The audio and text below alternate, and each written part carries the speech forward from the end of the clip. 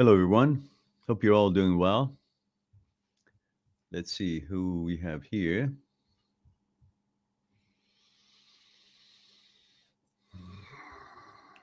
So, hope all of you enjoying your lives and focusing on every little thing that brings you joy and an opportunity to relax and do whatever you can to bring your plans to fruition. Life is rather short. Before you know it, you're old. Um, Today, this morning, I was notified my brother had passed away. So things can happen. So I hope that you will not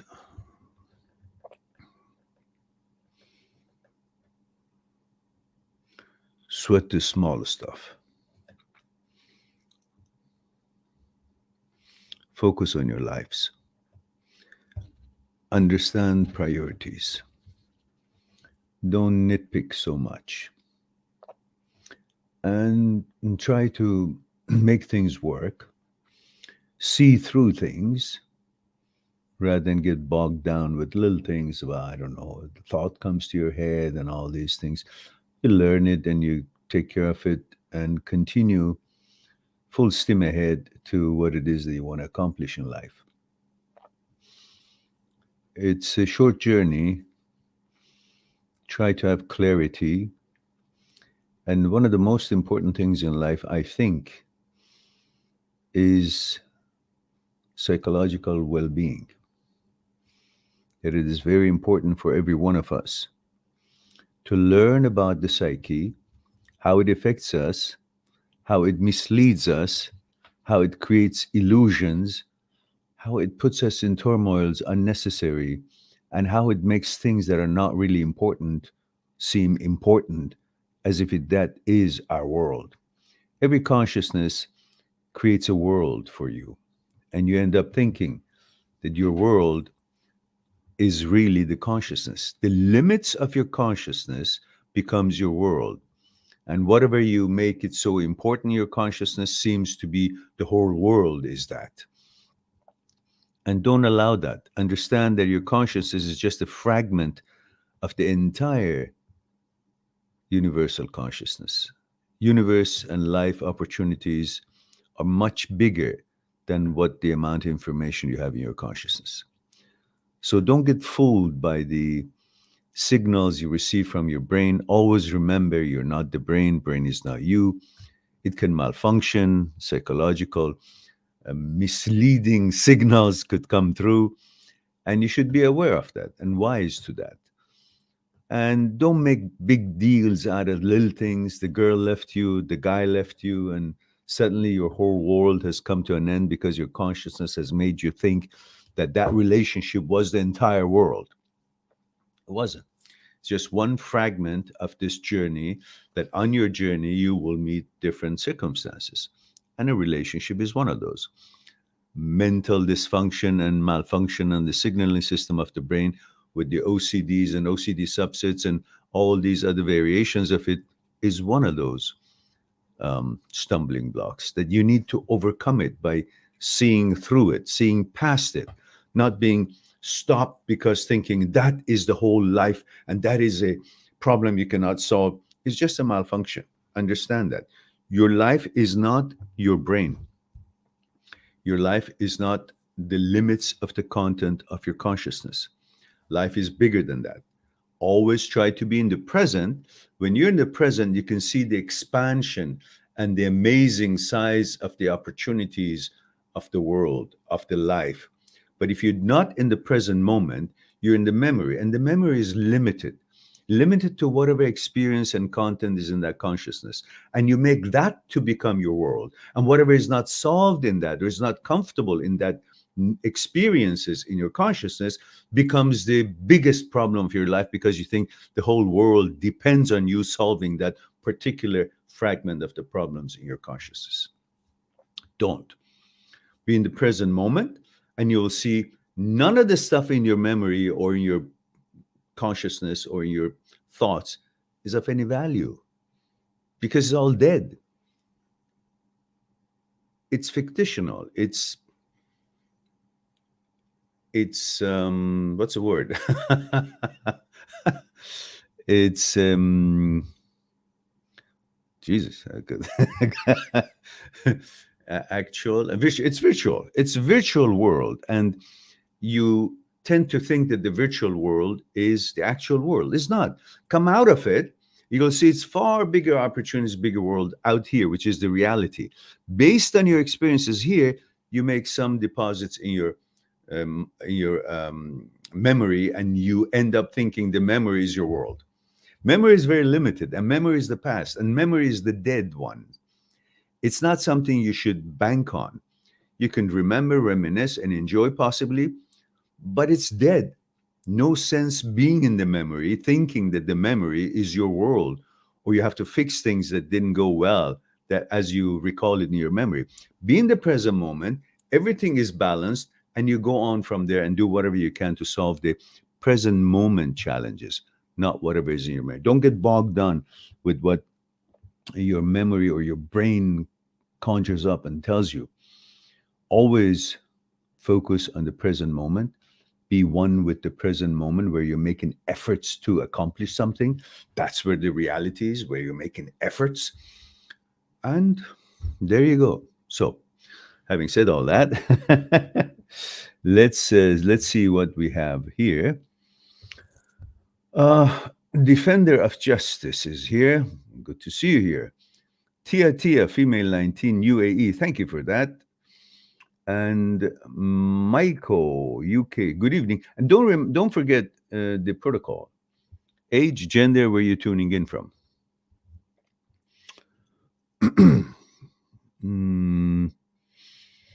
Tia says, Meran, while moving on from my ex, who is engaged, I keep always having gasps in my mind about her body and pictures of her body that she showed me. This always traps me. And I feel that it's stronger than me. No, it can't be stronger. Nothing can be stronger than you, because if there's no you, there's none of that. Whatever is out there that you feel or you're influenced by or impressed by, it can't be bigger than you, because if you weren't there, that thing never existed, because everything around you exists because you're there. You're the witness to whatever is going around. So you're the main character in this whole movie that you're seeing. You're the most important character of it. So if you're not there, none of that exists. So nothing can be more important than you, because if you're not there, nothing else can actually be alive, be considered, be at work. It is you who give it witness. It is you who give it life. Because if you're not here, you can't recognize something else out there. If you can't recognize it for you, that's dead. A bit deep, I know. Okay, so it says, and I feel that it's stronger than me, that body, and I feel myself down, and I feel that her and her husband, they're going to live a happy life, and I'm here at the same point still blessing, obsessing over her. But that is your thoughts suggesting to you that her body is bigger than you. How could her body worth anything if you weren't there to adore it? And it's a physical pleasure that you are experiencing, but in reality, her body is not going to pay you rent, it's not going to make you wiser, it's not going to give you nourishments, it's not going to, I don't know, finish your schoolings if you're in school, it's not going to advance you in your job. So it's a pleasurable thing. And since when pleasure has brought solution to your life challenges? Pleasure makes you forget that you have any challenges, because at the moment of pleasure, you see me and you feel like you have everything and you don't need anything. That's why people um, gravitate toward seeking pleasure, because at the time of pleasure, nothing else matters. You don't feel your pain, even physical pain. You may not feel it when you are having certain kind of a pleasure, especially sexual pleasure. At the time of having a sexual relationship with someone that you like or you love, at that very moment of ecstasy, the climax, there is no you, there is no anything. It's only energy. So you don't feel your physical entity to need anything. You don't feel there's anything that you don't have, while you have no need for anything, because everything seems to be perfect in that moment because it's all an energy. So on that basis, you think that it's better than you, but it's not. It's just a feeling. So people gravitate toward pleasure because that's what they're looking for, a moment that they would feel they have no problem, they have no need, nothing's missing, and they're not worried about rent or schooling or job or really anything. Everything is there and nothing is there. You're everything and you're nothing. So that's why people gravitate toward pleasure.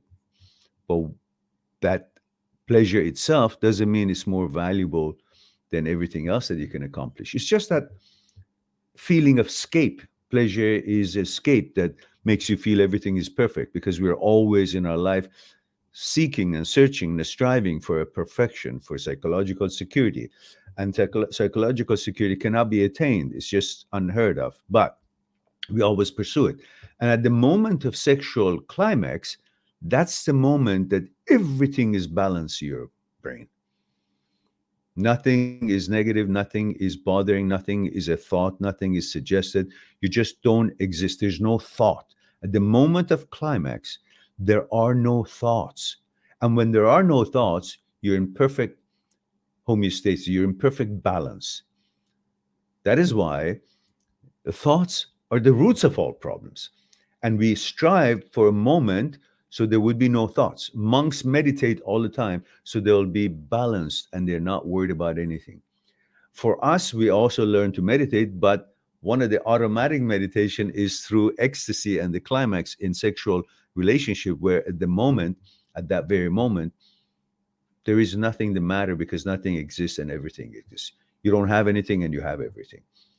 There's no pain, no nothing. No, why? Because there's no thought. There's no awareness of anything else but that energy in that moment, which that itself is combination of everything. You become everything and nothing. So the way you think that that body is better than you and all that is all because pleasure, because you're seeking that psychological security. So move on with your life and create new mechanical processes, new interests, and new accomplishments. And in time, you will learn there are other pleasures and other beauties and other things that you crave that trump the one that you thought is the best thing for you. Because as you know, dynamically, you're also advancing, your consciousness is expanding. At this moment, her and her relationship and her exchange with you seems to be the most suitable. But when you are changing as you grow up, as you're getting older, as you're experiencing other things, suddenly you no longer value this because you have changed, your interests and your values have changed, your standards have changed. Now, no longer this is a problem. So, on that note, you keep going forward, and the time will come that you no longer think that way. So, don't think how you feel right now is constant or is absolute. It's only how it feels now at your uh, state of consciousness. As the consciousness expands and grows and develops, you will also stop having this mentality that this is the most perfect thing for you in life. So continue life, accomplish things you want to do, find out new things that you love to accomplish and learn, and new friends and everything. And in time, your consciousness grows, your life experiences changes, and then your feeling about this whole situation will also change.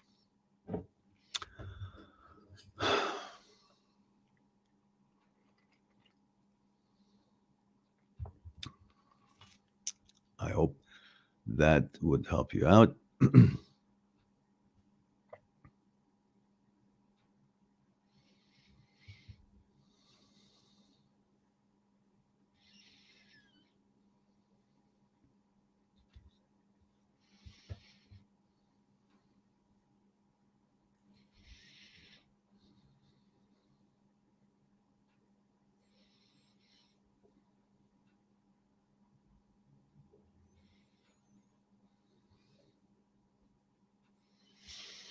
Yes, says Mira, I also have seen her husband in pictures.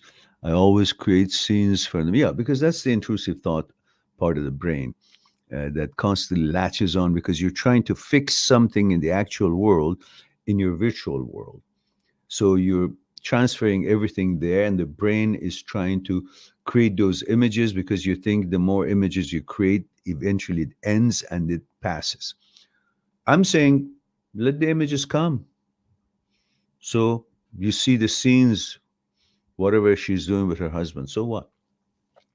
Focus on the fact that these are brain suggestions, brain intrusive thoughts, brain glitches, and just accept them as what they are rather than trying to push them away or squeeze them out or avoiding them or refuting them. Use the 4 steps of Dr. Schwartz, which I have put the video on for you and have a text for it. Anybody who has an appointment with me, I'll send the text for you as a little booklet that you can. It's not a little booklet, it's just about a few pages, and you can refer to it as Dr. Schwartz has explained in his explanation of the 4 step. And there's a video I have made on that, which you all know. I put the link up here so you can follow that and get help from that 4 step, apply it to your life, and get over with this OCD thing and rewire and retrain your brain. 4 steps. All you have to do is just key in 4 steps in my um, is it search engine.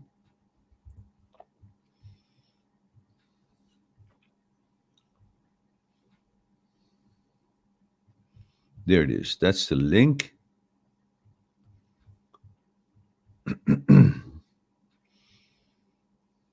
That the title of this video is explaining Dr. Schwartz the 4 steps for OCD sufferers based on his video on the topic. All right.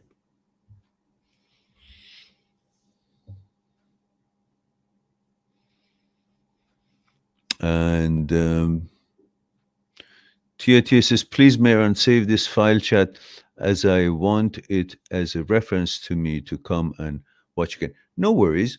It'll always be automatically recorded, posted, uploaded. So, excuse me. So you don't have to worry. It's always, all my live streams are already uploaded automatically.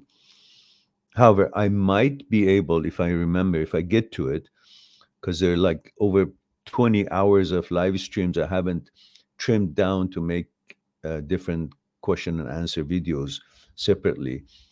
so you guys can search it easily rather than watching like a 2 hour thing just to find an answer to a question that you might have. So I'll have them, important ones, I'll cut them individually, make them a video with their own title. So it'll be easier for your search engine finding things. So maybe I'll do that when I get to it. I have that for you as well. But in the meantime, it's right here.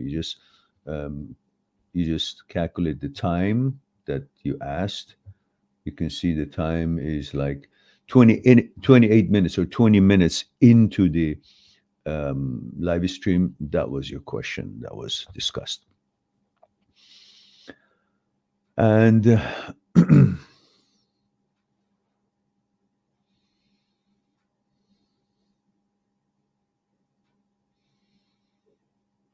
Meiko says, I think Meran, that's what he's saying. What I'm understanding, he's explaining OCD with OCD. Okay. All right. Defender of Justice says, oh no, I'm so very sorry to hear that. To what? Oh, I see. Yeah. Yeah. Of course. Thank you.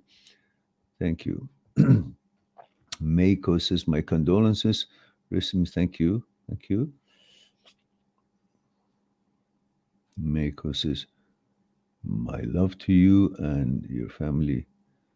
And Cesar, thank you. Thank you very much. I appreciate that.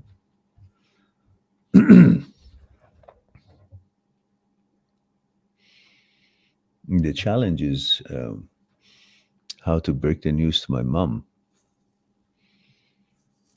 He was my mom's favorite. And he was talking to me last week, or was it a few weeks ago, before he had to go to hospital. He said, if it ever happened, you pretend it's me when you talk to mom, because on the phone, she can't tell the difference between our voices, similar voices. My father and my brother and I have similar voices. So I said, I can't do that. So that's a challenge right now. Just because mom also forgets things, and she always is very proud and pleased of him and I. And she always says that without you two, I won't be able to make it and all that. And she's already in health challenge, and she's in care center. So that's the challenge. Anyhow, um, Defender of Justice says, I just found out today that a close friend of mine took a bad fall off rock and almost died of a brain bleed and broke her back. She should recover though. And here I am grieving an ex. There you go. There you go. Put things in perspective. And KR Kurkum, Kurkum, I don't know how to pronounce that, says port of the imagine. Okay, part of the image. Team Forward says, my friend continues to come to me how she is upset that her ex doesn't give her the attention she wants. That's the ex. Obviously, he's not going to give her attention. What? Oh, that her ex doesn't give her the attention that she wants. Uh, I tell her to move on, but she won't stop complaining. How can I get her to stop? It's not your job to get her to stop. You made it clear to her. It's her choice. She wants to live miserable, she can live miserable. But what's the outcome of that miserable moments in time? Nothing. Naturally, there are certain natural emotions that we go through, such as right now with considering what happened today. I could be reminiscing about our childhood and our university time and all the good times and bad times and cry and all that. But what does it do in reality of it? Nothing. Gets me all uptight, sad, and as if someone is watching and I'm supposed to play an act that I'm sad because if I'm not, I should feel guilty. Of course, we're sad, but there's no remedy. So, what's the necessity of becoming so overly affected to paralyze you from meeting challenges? Because life doesn't stop. Life doesn't give a shit that my brother has passed or how I feel about it or I may feel about it. I still have to attend to whatever it is that needs to be attending. Otherwise, life is going to destroy me as well while I was in mourning or while I was sad about something or anything. It doesn't have to be any situation that you guys have. So you should stop thinking that there's a watcher that is watching how you react to this happening, and if you're not reacting with remorse and sorrow and sadness and weakness, therefore you're arrogant, therefore you're going to be dealt with in a way that means you're disrespectful to what's supposed to be. See, they've conditioned us to be weak since childhood, to beg for things, to pray, and always be at the mercy or feel sad and weak in order to get something. Like to the teacher, to mother, to father, please, may I have this? Always have to pretend you're weak to get something. And you have been conditioned to think that if you're strong, that's arrogance. It's not. It's been a way to control us through all kind of things, religious um, um, role models or religious establishments, banking establishment, government establishment, police forces. Always since childhood, they have pressed people to be feeling weak in front of authorities or in front of certain things that culturally they have infused into a society. That's how you should feel if this happens. You should cry and die if somebody dies. You should feel weak if there's something you want. You should beg for it. So I'm trying to say you don't have to. You can be emotional in private whenever you it's called for, and that's fine. You cry and all that. But you can't expect that I have to do this, otherwise a watcher, something is watching me, and I have to play the role well and be weak because the watcher, God, government, universe, whatever, will like me to be weak.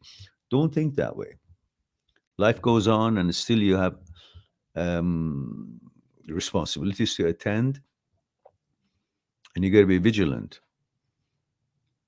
At the end of the month, the landlord comes and wants rent. You can't say, "Well, I had a hardship." Mm. If you don't eat proper or sleep proper, you may be susceptible to some, I don't know, cold or sickness or whatever, weakness. So you got to take care of those, what you got to take care. It's not a sin to take care of yourself. It's not a sin to handle things strongly. And you can be emotional as much as you want. That's fine. But you shouldn't allow things, whether your ex leaves you, you break up, or something happens contrary to what you wished for, should not allow you to stop the wheel of life. If you do, life is going to crush you. As I always said, imagine yourself as a horse and imagine life being a carriage, a cart, a buggy behind you. And it's connected to this horse, to you, with chains, not with logs that it can't come any further than a certain distance between the buggy and the horse, with chains. Meaning, as long as the horse is running and pulling the buggy cannot crush him because the horse is running. As soon as there's an obstacle in front of the horse, if the horse stops, the buggy is going to crush right back into his back because it's chain connected, not a solid thing. So when you see a stumbling block comes in front of the horse has got to jump over it, continue running. Otherwise, the buggy is going to crush into his back. So life is the buggy, horse is you. Things happen, you got to deal with it. Keep on going. Otherwise, if you stop for too long, life still gonna roll over you. Shouldn't allow that. So be wise to that. Do your sadness, emotional reactions to your breakup or whatever it is that's happening. I understand there's some things that, it's just devastating, too devastating, but we're not talking about that necessarily. I think devastations really would be if something happens to your child. And, that's something very difficult. But you still got to be a fighter to help things change. Anyhow, we don't want to go there. But other things, usually, you got to understand that, there's certain things that you have to accept. There's nothing you can do. If you're not capable to change anything, and if you don't have the power to control such things beyond your powers and authority, then you can't be responsible. You can't really stop everything else. That's pretty much all there is to it.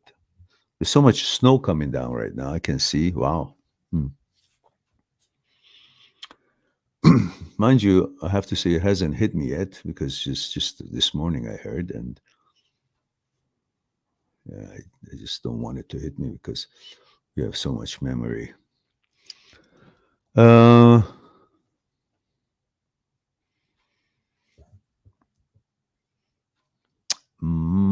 Maki your touch, make your touch, Maki your touch, make your touch is my condolences to the loss of your brother.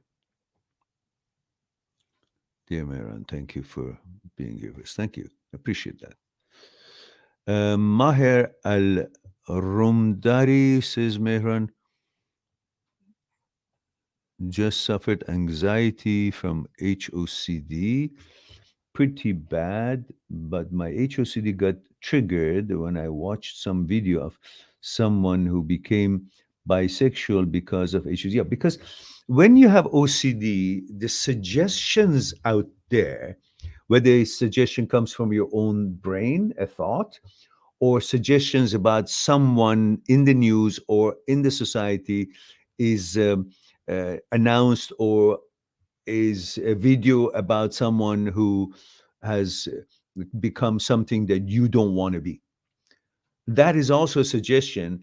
And the OCD brain takes that and believes it and fears of it because it's totally contrary to what it wants it to be, which that itself means, well, you have nothing to worry about because it's not something that you want. Obviously, you're bothered by it, which tells you, again, not that it needs to be, but it tells you that you're not really what you're scared of being. Because if you were, you actually would be happy about it. You wouldn't even notice. Um, so it, these triggers come and go, but that's a condition of OCD. That's how an OCD brain, in a glitch of the OCD, reacts to such suggestions as if they are facts about him. He sees everything that it is a possibility for him rather than just seeing it as a news. Okay, that person lost a leg. Okay. Instead of seeing that, it says, oh, so losing a leg is possible. So it could happen to me. And then it goes on and worrying about why, how it could happen to me. I should not. But that's the OCD brain. Instead of keeping things as they are, where they are, it attributes every news that it's contrary to his values, and he's not in agreement with that. Takes that as to be something that could happen to him. That's a problem. But that's OCD. So once you realize that that is the brain's suggestion taking on these things that is irrelevant to you, you know, like for example, you won't, your brain doesn't suggest, oh, that person is so big and chubby because he just ate 3 pizzas altogether and is puffed up and sitting here. You don't think that's going to happen to you because you feel I'm very in control because there's a physical element to it. Eating the pizza, I'm not going to do that. So that's not going to happen to me. So you control it by this train of thoughts. Same thing can be applied to these other kind of news that you hear that somebody turned out to be bi, and then you have that reflection that what if I become bi, and then you fear the hell out. But in order for you to be that, first of all, you got to want to be that. You don't. Secondly, there is a physical action necessary to that, which brings us to vetoes and choices. So you are in control of all actions because it's your choice to allow any thought ever become an action or not. A thought by itself cannot change you in any way, shape, or form, or cannot turn into an action in any shape or form unless you allow it. You're the boss of the brain. You're beyond the brain. You're the top dog. So what brain suggests doesn't mean it's going to happen because you are the one who actually decides if this suggestion is of any value, should it be allowed to be turned into any action or not. That's your power, your awareness. That's you. So you're always in control. You're always safe because you're the one who regulates what thought becomes an action, what doesn't. And since to become bi or whatever, it needs a certain behavior and action, and that's based on your choice and vetoes.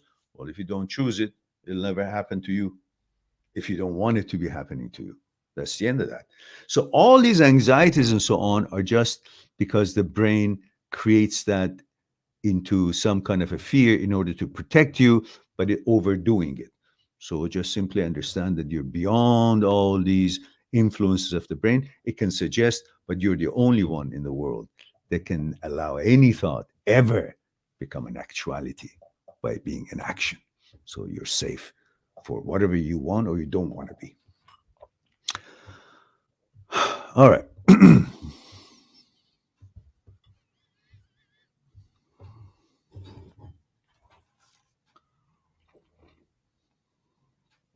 Ship says, do you think the overall consciousness expands enough before they are able to push us further into WW3? Nothing is surprising from these assholes today who are the leaders of world. I mean, it's just so amazingly stupid what the whole thing is all about. Bunch of wealthy people have nothing else to do, but at their time, which they're close to croak, they're trying to change the world into some other system, digital ID, globalism, and controlling people for what they eat, where they go, who they meet, what they buy, tax them to hell from all things that they do. Now, carbon footprint. Because you breathe, pretty soon they're going to count like, did you breathe over 1,000 times a day? Ah, you got to pay because carbon footprint. It's all a bullshit that they're trying to get more money. And these people have created this kind of environment that they go to wars to sell more arms. I don't know how much money, more money do they want? How many yachts can they have? How many chickens can they eat that they're so hungry to have the whole world to them now? Before, there were kingdoms, different territories had different kings, and we had in the history all different countries had different kings, and in one country there are different little kings. And now a bunch of people have gotten together. They say we want to have the whole world. We have one kingdom, and that would be ours, and the whole world would be under our kingdom. That's the plan. So for that, we got to devise a system that controls everybody. What they do, what they say, what they see, what they eat, where they go. So fucked up. So I'm not surprised if they guys eventually push it so far for WW3. And I don't know what do they gain. Such stupid people, because every one of us at a certain time, natural death comes to us and we all perish.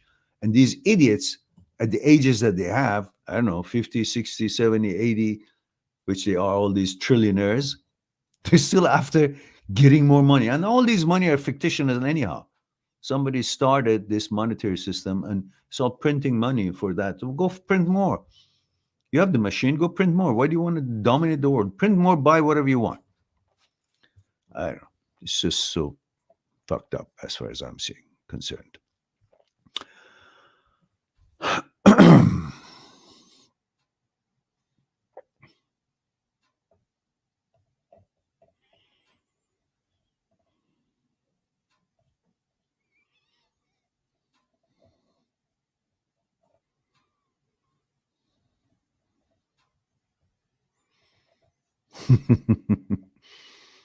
Mako. March says country club Crips own everything and they are about to show the world what they're about. Okay, I'm not really getting that. March says Russian and Albanian power over everywhere. Okay, I think March, you're just talking things that it's irrelevant right now. Defender of Justice says, I still miss my ex so much. I still miss my ex so much, despite the fact I know she was cruel to me and insulted me. I wasn't perfect, but I didn't deserve abuse. Why am I so sad still, despite her being awful to me? Because you're focusing on the sex that you were getting. They're focusing on the image that the society has painted to you. In order to be considered in a certain echelon, you have to fit into this image that the society has painted. Have a girlfriend, have this, have that, and the girlfriend treat you in a certain way so you can be seen in the public that your girlfriend is attending to you, so you feel more manly when the girlfriend does that. Take all that away and say, I don't need her to make me a man. I am a man, and I will see if she's attending to me the way I attend to her. And if it meets my expectations and I meet her expectations, then we're together. If not, then I don't care about the image that has been created for me to have. I won't comply, and I just move on to someone who understands my worth and value and appreciates my attention to her. But you don't do that. You're focusing on the sexuality and the pleasure that she could offer you. And selectively, you're not thinking about anything that was wrong in your relationship, anything that was derogatory about her. You only focus on the part that was pleasant because that's how the human brain is made. We forget about the bad things and we focus on the good things. We always remember the good things, good parts of the relationship. And that's why we miss the girl, because we don't really focus on the reality of the relationship. We only focus on the good parts because that's how we are built, to think about the good parts, forget about the bad parts. If we wanted to remember all the bad parts in our lives, it would be hard to go on. So we have a naturally tendency and program to forget about the bad stuff, remember the good stuff. And that's why when you break up with the girlfriend, you always think about how wonderful it was when it was wonderful. You don't think about the reasons that you guys are not together, all the problems that was coming up, because every little pleasure would cover up all the problems that you had before, and then later on maybe it would surface. But you're programmed not to think about the problems. All those problems, while you miss her, all those problems that caused you guys to separate still exist. Even if you get back together, they still exist. So might as well say the hell with it. Next, life is not summed up in one relationship or one woman or one man. So you just go on. Next.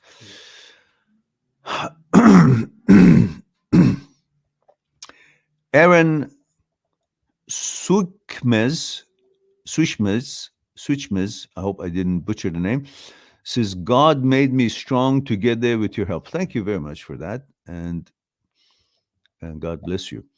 Steve Matheson. Oh my goodness. Steve is here. Steve says, very sorry to hear your news, Mary. Yeah, of course. It was totally out of the blue. Yeah. Well, not out of the blue. He went to hospital a week and a half ago, a week ago, maybe. And then for shortness of breath and heart problem. And then he was about to be released, he said. He feels better because oxygen mask and all that. Then he said, they say I got COVID, so I have to stay here. And he was vaccinated, uh, double vaccinated. But Perhaps this vaccinations eventually causes the problems that they're talking about. But anyhow, so I had a text with him every day. Then the last text he sent me was not so easily understandable. It was all over the place. And he said, it's very tiring. I don't have energy. And he said, it takes me half an hour, 30 minutes just to write this text. And it was only like 3 lines. So, and then, so he said, I'm tired now. I'm going to rest. So the next day I texted, or I didn't. I thought, well, he's resting. I don't want to wake him up or whatnot. He was in hospital. And when I texted him day before yesterday, I didn't hear from him again until this morning that I got the news. Mako says, the way my brain works is I record actions, thoughts, reality, as I'm doing right now with this text. I'm aware of it. So, how is this OCD? I was brainwashed, my info, and got stuck before I was living life. Meko, I am not quite understanding it right now. I think it's something perhaps you would like to make an appointment with me on Skype. Go on my site, mind@sixtruth.com, and make an appointment so we can discuss what you're exactly saying and we'll explore it together, one on Skype. I need interactions and I need to find out exactly what you are talking about and so on. And we'll have more time, of course, dedicated to us and our discussion. Jeffrey said, I feel pressure to go out on Saturday nights thinking I might meet someone. Is this a good use of one's time? I'm in Canada. Jeffrey, you're in Toronto. Are you? You haven't been here for a long time. I remember you. Um, I wonder if I know more about you. I think, were you studying medicine or was it somebody else? So this is Jeff Mail, 35 Canada. Hoping you're well. Thank you, Jeffrey. And Jeffrey says, WW3, my worst nightmare. Well, listen, let's worry about that if it comes. I don't think uh, they would be that stupid, while nothing surprises me of the idiots that are running the world, including the one that we got here. But let's worry about that when it comes, because if it comes, it comes, and then what's the use of worrying about it then, and also now that it hasn't come? So let's enjoy whatever, or let's accomplish whatever we want to accomplish when a thought of possibility of something is there, but the actuality of it is not here yet. So why should I now take such emotional energy out of myself for something that hasn't happened yet? It might happen. Well, everything might happen in this life. Everything. Hmm? But why would you have to bundle them all up and worry about everything when they haven't happened, as everything has a possibility to happen? So Maher Al Rumhani says, Mr. Mehran, thank you for the answer. But one more about it is why this OCD brain is always pointing to the things that I don't like or not in my core values. Why is it going against me? Because that's the way amygdala is built, to protect you, to alarm you. And when amygdala is overactive, it alarms you about the shadow of everything, or the thought of everything, or the possibility of everything that exists in the world, and brings that possibility to your mind for you to be more aware and more protective of what it is that you don't want. So it's basically trying to protect you, but it's overactive, and protects you beyond what a normal alarm is. It's a difference between like a non OCD glitched brain. Let's say a light flashes once to alarm you about, I don't know, a car is passing by or an aircraft passed by. But the OCD brain, it has the light flashing not just once, 20 times, and the siren ringing at the same time, and some other stuff, punching in your nose just to get your attention. It's like overdoing this whole alertness or alarm that distracts you.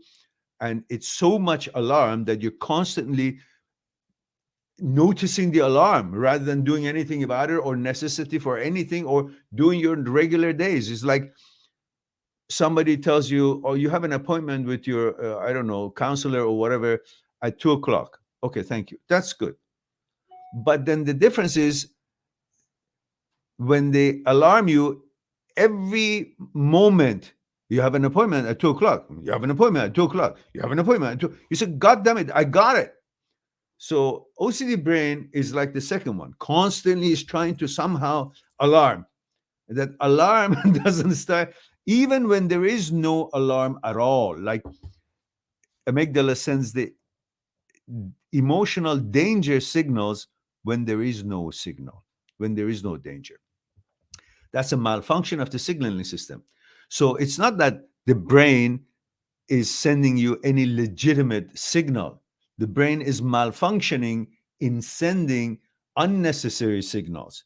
That's what the OCD is all about. So you're looking at it as if the brain is an intelligence, as the brain is smart. You think you're treating the brain as an intellect beyond you. Brain is not an intellect. Brain is not smart. According to researchers and neurosurgeons and experiments such as Dr. Speary and Dr. Penfield, they've operated on brains 1,000 times, and they've tried to localize different functions of the brain while they stimulate parts of the brain. Because apparently, once you cut into the skull, there are no nerves in the brain to cause pain. So often, the patient under the surgery was awake when they were stimulating and testing. So Dr. Sperry, Dr. Penfield, while the patient was awake, they were stimulating, let's say, occipital point in the back, and there would be some light, or the eye would reflect the stimulation, showing that it responds to that, localizing the sight center. And they would stimulate another part, and in the speech center, they would say something, the patient. So that means they could localize the speech center. And or they would stimulate some other part of the brain, and the motoring system, like the hand maybe would move. So they were able to localize the motoring system, but they were never able to localize intellect center. They were never able to localize math center, compassionate center, consciousness center. They were never able to localize political center, any of these. So brain is not an intellect. Brain, they couldn't localize any intellect center, smart center, that they do something, person becomes smarter or dumb. None of that. So brain is not intelligent. Brain is not your intelligence center. Brain has ability to do certain manipulations, calculations, figuring out things according to its designed programs and its abilities. But it's not the decision maker for you. It makes suggestions, but there are aspects of the brain and you, there are aspects of mind and you, there are aspects of mind and you that the brain cannot reach. You're beyond the brain. You're the one who decides this suggestion of the brain or this image or this whatever the brain does is of any use, value, or it should be, let to die by the wayside. Or should it be used? Is it useful or not? You're the judge of the brain. and not the other way around, that you think the brain is doing this. Why is it doing it? Well, because it's malfunctioning. It's not like it's intelligent. It's like an organ, like your liver, your kidney, your whatever. It has got a job to do. Kidney filters your blood, and liver, it detoxifies and does its own things that it's supposed to do. And the brain makes thoughts and suggestions and alarms you, alerts you, but it's not an intellect center. It just learns, knows how to calculate things, figure out things, and it's stuff like that. It's a tool for you to use like other organs. You remember, we didn't have this brain until 40,000 years ago. Until then, for millions of years, we were living like animals, instinctive. Everything is instinctive. Running, hunting, sleeping, having sex, our orientation, our sexual inclination, everything was set. It was no question. Why? Because there was no ability to think or to speak. Therefore, there were no questions about anything. Everything was instinctive. Everything was set, hardwired. Now, this brain, the way it developed, and it's very helpful, make us able to make lots of changes and so on, very creative and so on. At the same time, it causes problem too, because thoughts are the roots of all problem. The reason we have all these problems is because there is a thought behind it. When a thought suggests, it has a meaning, it translates to words, and the words has a meaning, and these are all incontestable in the meaning and so on. So you think, therefore, it must mean something. No, it's a thought. When you didn't have thought, you had none of these questions. When you have thoughts, all these suggestions and thoughts has a connotation behind it, and that connotation is what causes your body to react, or you think of it in a certain way, or be bothered because it's not in line with your values, and so on and so forth. Otherwise, it's just a thought. Nothing wrong with you. Suggestion. If you can separate these thoughts and suggestions from you, that you're not the brain and brain is not you, then you're fine. You'll just say, okay, it's a brain suggesting and he's making a suggestion and it's wrong because that's not my choice. Because you live by your vetoes and choices, not by suggestions and ideas and thoughts of and the images of the brain.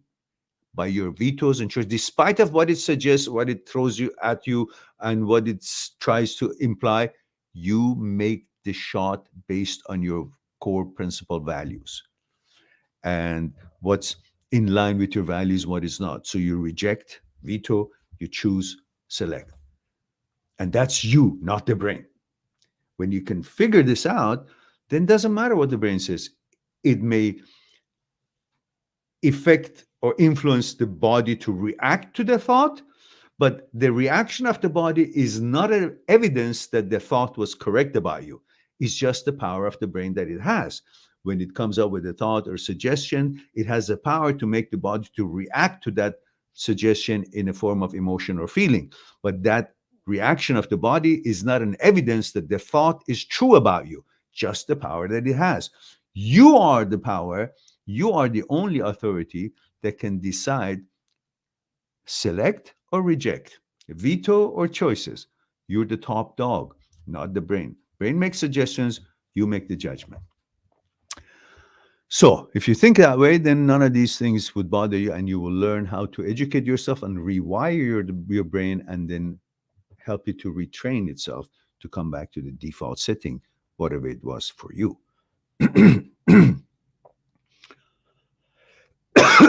Excuse me. Aaron Sukmes says, Mr. Maron, I just want to say you're the best. Okay. The way you explain things is just amazing. Thank you. I appreciate that. But my question to you is that why is it that we have only 10 people, not 10,000 for our live streams? What's wrong with this, with the channel not being found? I need your help, guys, to help this channel to be recognized. You know, our content is pretty good, and you all think that the way I explain things is very easy to understand and workable for you.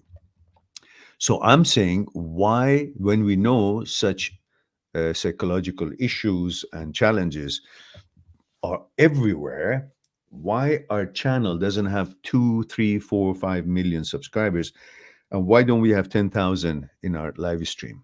Why is it that we are not found when everybody seems to swear by it that it's very helpful content? That's my question. If you guys have a way to promote this channel, please go ahead. I'd be grateful. Jose Carabalo Rivera says, Hi, 24 male from Puerto Rico. What do you think about a rebound relationship and a rebound sex? Oh, it's wonderful, isn't it? It's a band aid to a bigger wound, but it's still a band aid. I'll take it. It's actually, many people knock it, but when you know it's a rebound, it's good to know. But it has a beauty of its own, and it's a olive branch. It's a way for you to grab on so you won't fall. When you have a breakup, it's like you're on top of the tree, and right from the top, something went wrong. You lost your footing, and you're falling. You're coming down one at a time, and you see all the branches passing you by, or you pass by all branches. So you got to hang on to it, one of them, to hold on. Now, this rebound sex or rebound relationship, it can be construed as one of those branches that you happen to grab on so you won't crash. And then, but you got to be careful to think that that branch that you're hanging on, that rebound relationship, is not your destination. Is a stage that is helping you, saving you from hitting the ground hard. It brings a shorter distance between where you were and the ground. It gives you a breaker. So now from then, if you fall now on the ground, it's an easier hit. Or if you can let yourself down, climb down from that tree that you grabbed from that relationship, that rebound sex or rebound relationship. Just make sure that you don't do weird things and have good judgment that if this rebound sex is with someone that is, healthy, and you take precautions and don't go overboard, but go ahead, appreciate it, and then be grateful to the girl who actually facilitates that for you. Why not? And don't and treat her well, because don't say, oh, because it's a rebound so she doesn't work. No, no, no, she's the one who's saving you, actually. So you better be a gentleman, kind, appreciative, loving, as long as it lasts. And then eventually, when the severity of the first breakup actually passes, then so will uh, the rebound relationships intensity will also diminish, and you begin to see, okay, if this is a right relationship or not, and then you will be able to handle that without a big problem, both of you amicably and cooperatively, mutually. And if it turned out to be something that you thought, well, hey, it's actually good, I prefer it, everything is good, then just stick with it. So it's not a sin. Also, how do I deal with the fact that I'm being rejected for my physical appearance? By whom? By the new relationship? Because that's really ambiguous. And Jose says, I know beauty is relative, but it is hard to put things in perspective when you experience rejection constantly. That's a different story, because obviously you're not physically rejected by the rebound sex and rebound relationship that you just had. Otherwise, you know, she didn't reject you, you had sex with her. So obviously it wasn't a rejection. And remember, a rejection by one or two or whatever, or constantly, as you say, doesn't mean you're being rejected as a general rule.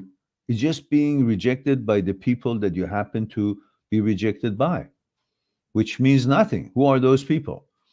Well, it's like saying some people don't like spaghetti. They reject the spaghetti. So what does that mean to spaghetti? Nothing. Spaghetti is still delicious and nutritious. Just because they rejected it doesn't make change to the spaghetti. Spaghetti is still spaghetti. So think of yourself as a spaghetti. If somebody rejects you, well, they reject the spaghetti. They're stupid. They didn't understand. They didn't experience the whole experience of spaghetti. So nothing happens to you. It's their opinion. But if you want to have your character to be defined by their choices And their approval or not approval, that's on you. Because it's like spaghetti, if it has a brain and some people don't say, they say, I don't like you, spaghetti say, oh, then I'm not delicious, I'm not nutritious. No, it's the same. It doesn't change anything in spaghetti. It's still spaghetti. And as long as you think that way, it doesn't bother you who doesn't want you. So, okay, well, they don't like spaghetti. Fuck them. I'll go. There are other people who will eventually come along and they want to know and taste spaghetti. So that's my short answer for your short question, or long answer for your short question. And Pat Santos says, 28 New York, how you deal of feeling what? I don't understand that word. Flip Kavrag says, hey, Miran, I noticed my HOCD switched from one person to another. What does that mean? It always seems to be about one person, and after some time, it switches, and I no longer care about a thought of that person. Advice on that? That just means exactly what HOCD is. It's a mental glitch. It's not you. It's a mental dysfunctioning, disorder. That's why when it switches back to its default setting, you don't have that feeling about that person or any other person until it hits again glitch about something else. And that's again your thoughts that says, okay, I'm okay with that one, but how about this one? It's the sense of assurance that your brain is trying to seek. So it actually doesn't care about any of them, but it wants assurance. So for that assurance, it latches on to an idea that you have HOCD about this one. How about this one? Can I handle this one too? Because it's constantly asking for assurance. So for a while, it makes you feel this way or that way about that person. And then because your nature is not that, eventually you say, what the fuck is that? And you get over that as well. And then it wants assurance again. It's it's an OCD seeking assurance that causes you to finish this and another one. And then you don't worry about that. You're handling every one of them. But because there's a glitch that doesn't constantly stay on the program, it just go down and up, down and up. It just means, as what it always is, a malfunction of the signaling system of the brain.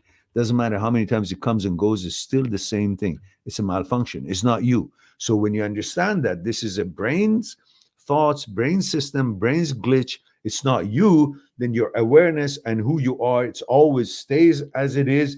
It's just the interference of the brain. Then you'll be fine with it. It's okay. The hell with you. Do whatever you want to do. Okay, this one, yeah, great, nice. Okay, good. And then again, eventually that's gone. Because your values don't change, your genetics don't change just because a thought showed up.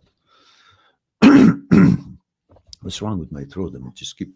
There's nothing wrong with it. It's just something. It's, uh,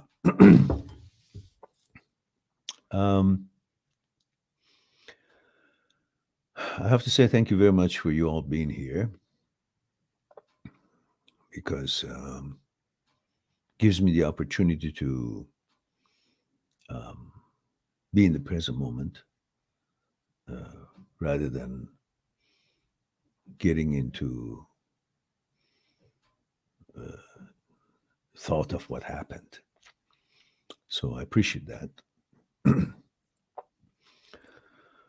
uh, while I'm talking, I'm also aware of that, but it's very helpful to be involved and active in these matters to um, reduce the emotional um,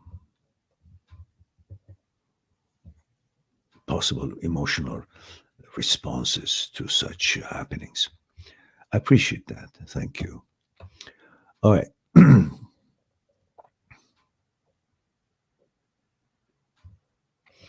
And Philip says also my condolences for. Okay, yeah, sure. Thank you. I appreciate that.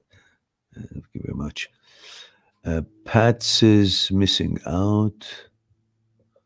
Pat Santos says How do you deal with a feeling of, I don't know what that word means. FOMO. I have no idea what that means.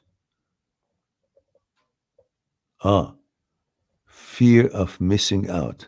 God damn it! So spell it out. What this FOMO means. All right. So let's get back to Pat, not fat. Pat Santos. Fat Santos.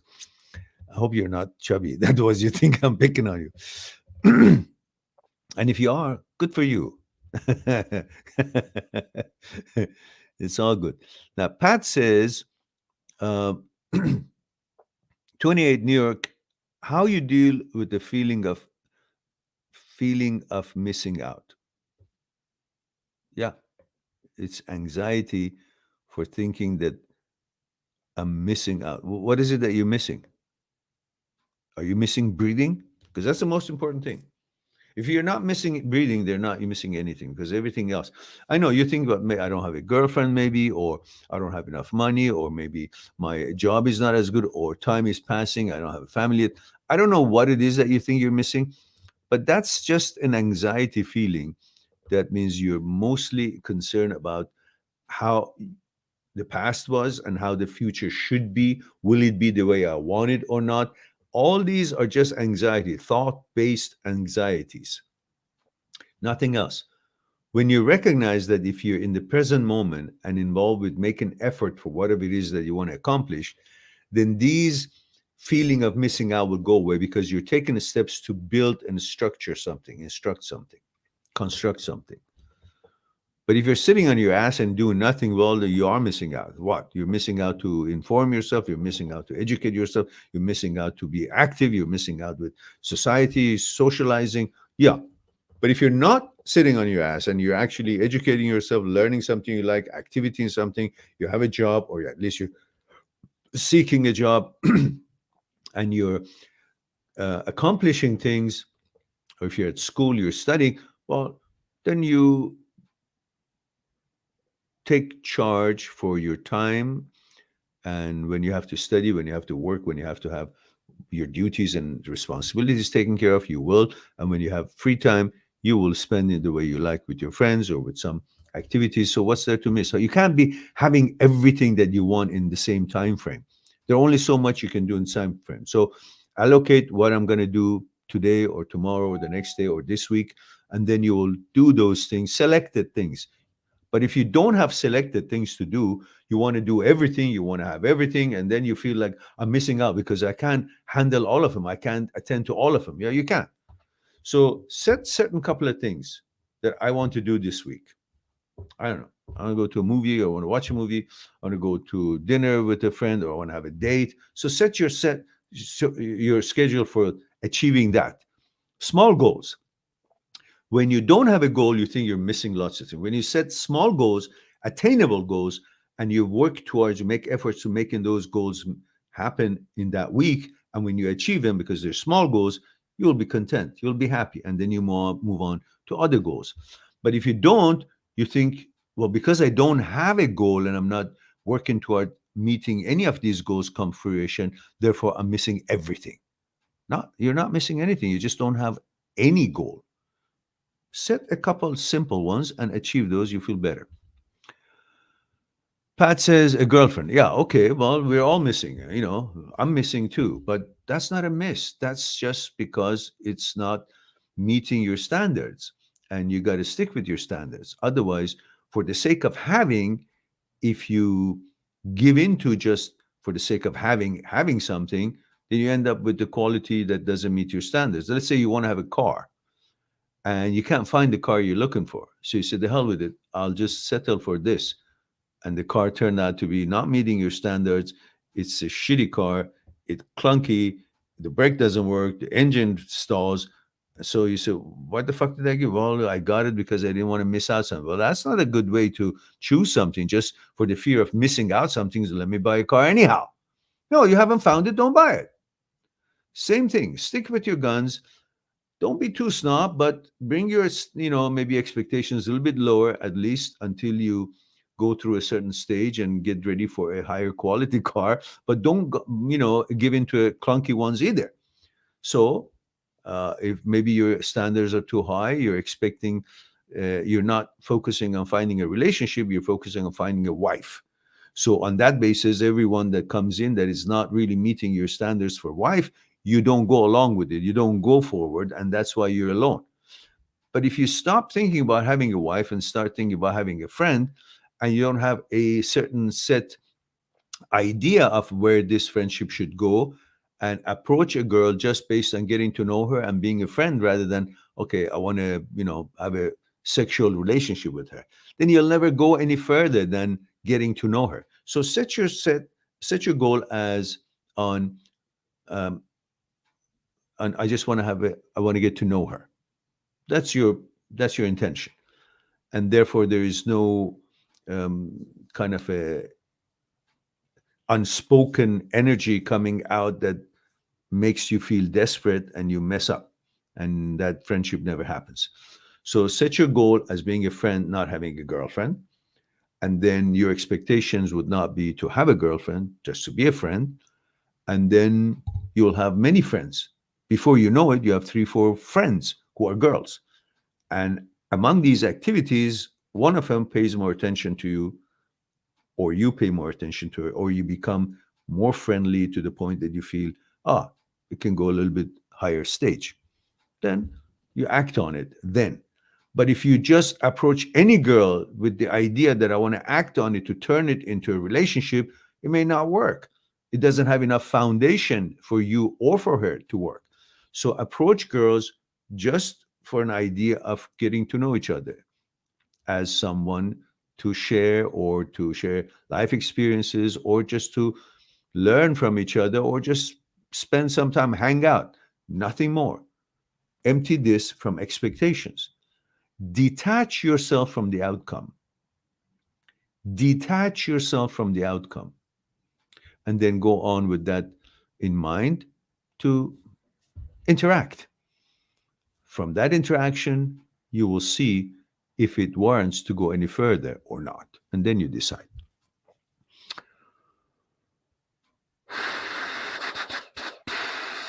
Ship says, my condolences. Danke schön for being such a bright light, helping so many people. My pleasure, Ship. Thank you very much. I appreciate that. Bitte schön. Bitte schön. Indoors is going to thank you. Thank you. All right. So, looks like we have no more questions. Haha. So I'll have a sip of my tea and then see if you guys have any. I'll be here with you guys maybe for another half an hour. Unless we have no questions and I just sit idle and eventually fall asleep. So if you guys can solve for me, why is it that we are not visible? Why is it that we don't have 11,000 instead of 11 people on our live stream?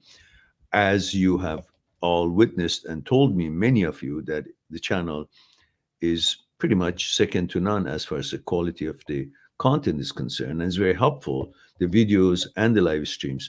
So why is it? I'm puzzled. I can see people come on having a channel, and before you know it, they've got 400,000 or 500,000 subscribers, and they have like thousands in their live stream. And honestly, in our industry, you guys know, you've seen it all. They're not helpful. They don't make much sense. And it's all about selling something. We don't have that. What's wrong with that? Why is it that people don't appreciate more? And there says, what advice do you have for people who can't decide if they want to have kids? Do you have kids? How did you decide? Thanks.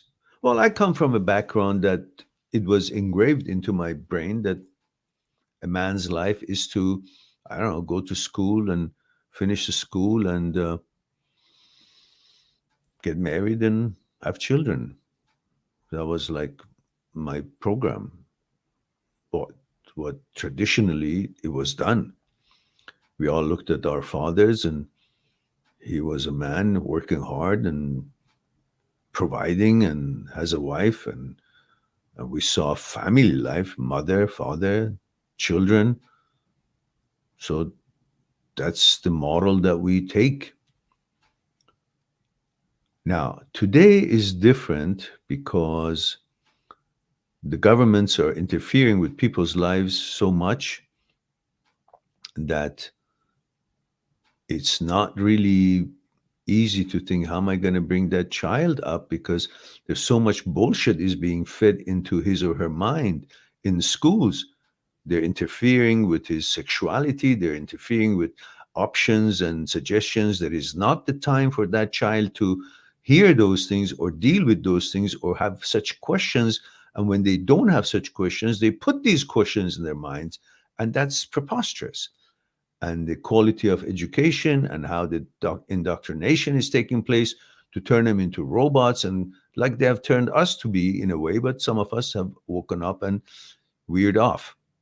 So it is a challenge to decide to have a child or not. And if you want to have a child, make sure you're somewhere that its laws are still not affected by the way that the Canada and USA and other places are being affected, that they want to have total control on the children, their upbringing, their inoculations, and subject them to their indoctrination and all that. Well, if you can find a place like that, then go ahead and have a child.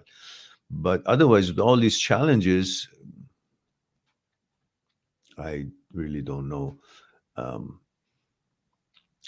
at this time, I would hesitate to have children myself if I was into it, young enough to want to have that time and energy spent. But on the other hand, if it was not the time it is, if we didn't have the challenges that we have right now, I highly recommend it, because life becomes very lonely when you get old and you don't have a wife or children. When you're young, you don't see you need anybody, because there's so much activity and so much vigor and energy that you have, that you're unleashing to um, accomplish certain goals and plans, and you're too busy and too strong, never lonely. But when you get older, if you don't have that certain nucleus of reliable and trustable members, let's say of your family, it would be rather presumptuous to think that you can still find people to trust, friends at that age, because there's no history behind it. Like, that's the time, your old age, you want people who you have already trusted throughout your life, that you have a basis, things in common, memories, things you can share. It's not a time at that time to start making friends. And who better friend than a good family? Although it is challenging to have a good cohesive family between the members of the family, there are going to be divorces and separations, and the children go in different, sides of the mother or the father, and the separation could happen too. But having said all that, in an ideal way, there will still be some nucleus, some part of that family, even if it's going to be dysfunctional, that is going to be trustable for you, and your children at least will contact you once in a while. They fill a certain gap at that age, very old age. That's a blessing, provided that you have had enough time, energy, and sacrifice for your children, that you became friend with them, that they love you and you love them. Not that they attend to you because, well, his dad, let's take care of him, let's say something. No, because they love you. They care about you. Why? Because you cared about them. You were honest with them. You raised them well. You put them first, and then you. Hmm? If you do that, a decent human being as your child will remember that, will be your friend when you most need it. And that's the old age. So that's a good part of having a family. In general, having seen and both of sides, If you can keep your child away from the indoctrination of the shitty schools and the, you know, ideas they put in their minds, and keep them away from, or keep him or her away from unnecessary uh, jabs and inoculations, I recommend to have a family, a wife and children, and goddamn it, spend your time for that child. Raise him or her well. Spend time. Don't start a family thinking, oh, they're in my way. I want to have my own. No, you're either single or you're married. You're either not have a child or you're a father. You're a parent. You got to play the role. You can't just say, I'm a dad, but you don't want to be a dad. You got to love to be a dad. Hmm? Take him or her to school, to outing, to park, to, I don't know, activities, tennis, martial arts, travel, do homework. You got to be into it. There's no pretending you're a father. Either you're a father or a mother or you're not. Don't fuck with that child. Provide a pleasant, positive, secure, safe atmosphere for that child, physically and mentally. Then you're a good father. Then you will reap the benefit. Best friend you've ever had. Yes, I have a son. My son and I are very close. I love him, respect him. He's my best friend. And that's because I never shortchanged him when he was a child. I was for him there all the time. It was the most pleasant experience of my life. You will love it. And Ship helps the channel with €3. And thank you for your support. It says next CBD tea is on me. CBD. Where's CBD? CBD.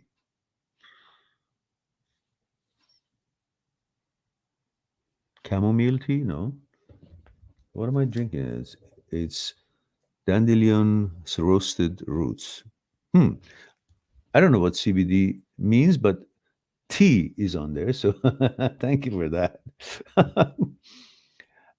Aaron Sukmes says, at this moment, you have to the complete opposite as what the government say to you yeah, to do, because they really do not want good for you. True, very true.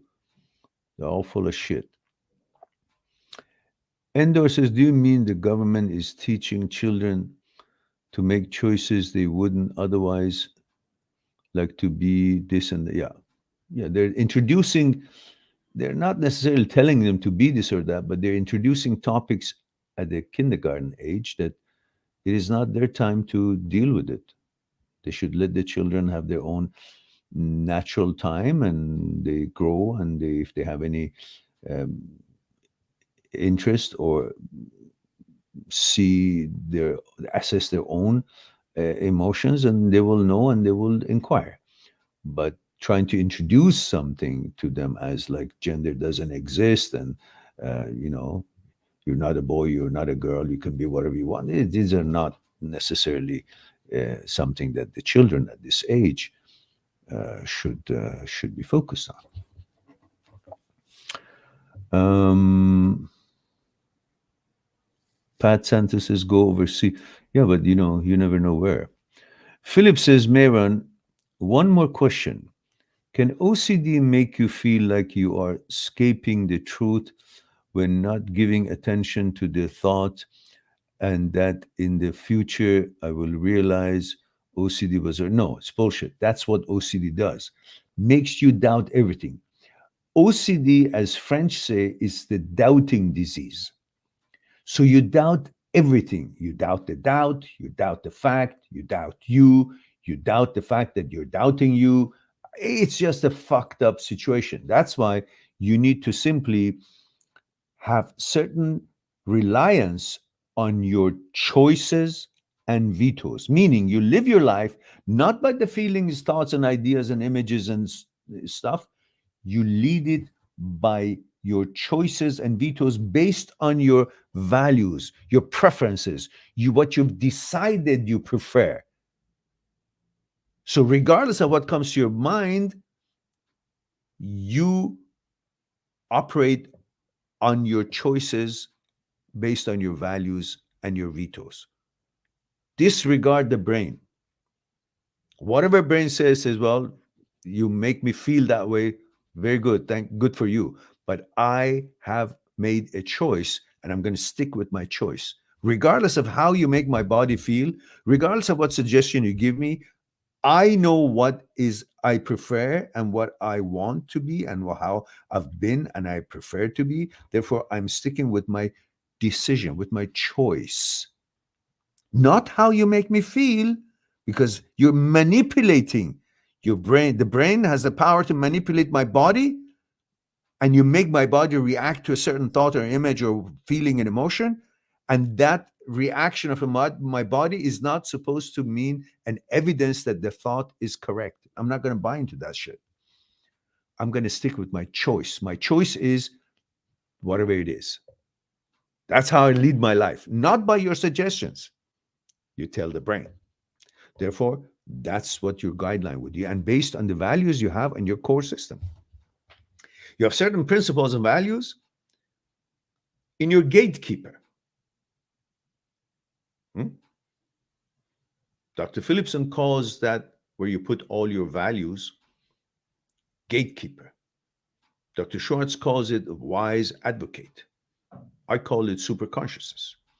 Whatever it is that you have selected, decided that these are your principles, that these are your core values, and you hold them sacred and protect them, you keep them sacred in your vault, in your gatekeeper, in your wise advocate, in your superconsciousness.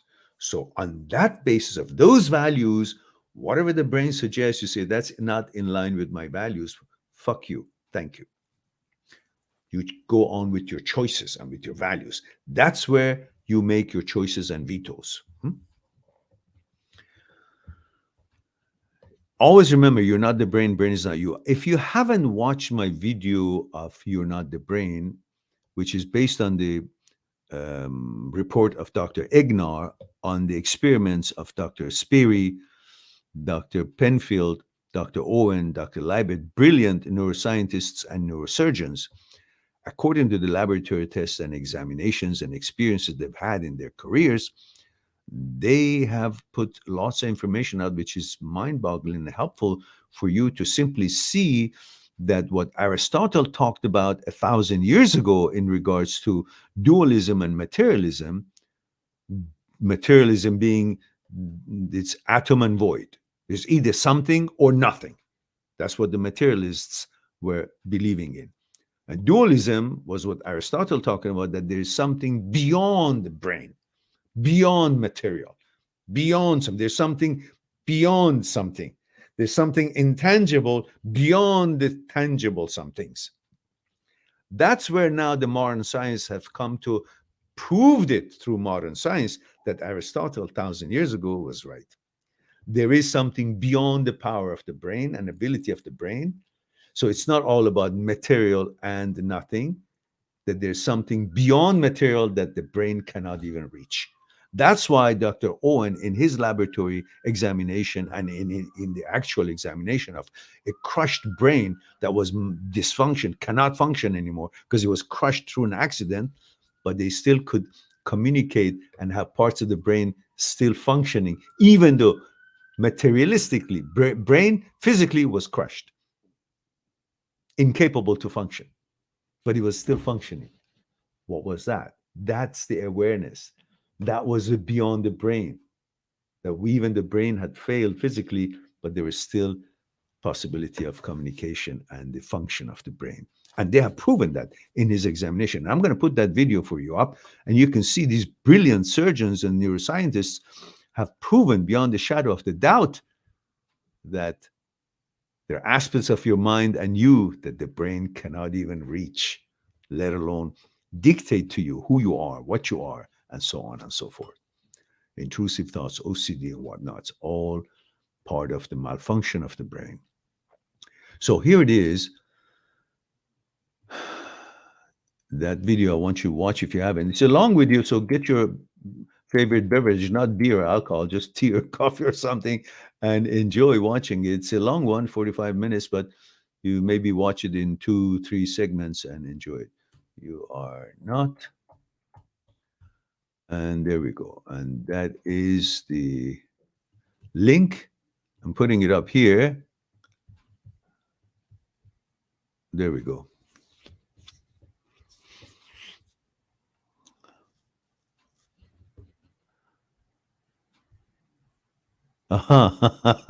CBDs, marijuana. Okay, I see.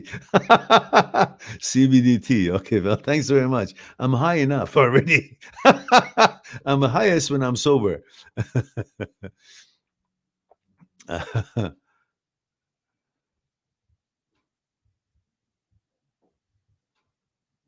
Okay. And Pat says travel is good. Philip says CBD. Champion King says, I feel like I'm starting to love my HOCD thoughts and I don't feel good about that. Please help. Yeah, that's part of the HOCD. Makes you think that you got to like it. Actually, it makes you think it is you that is thinking that you like it, but you don't. In fact, there is a video I have on that. Let's see if I can find that video that addresses exactly what you said. Pretty much on this channel, we have video for everything you can think of about OCD, HOCD, and of course, the breakups and so on. We have over 3,000 videos, so you will be able to find what you're looking for. So, what was the question? Okay. Uh, I think it's called You Think It Is You. Why you think you're doing it? You are doing. Let's see if I can find it.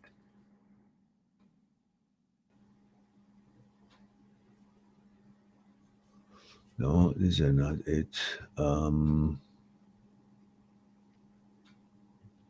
Okay, let's try this. Intrusive. Let's try this.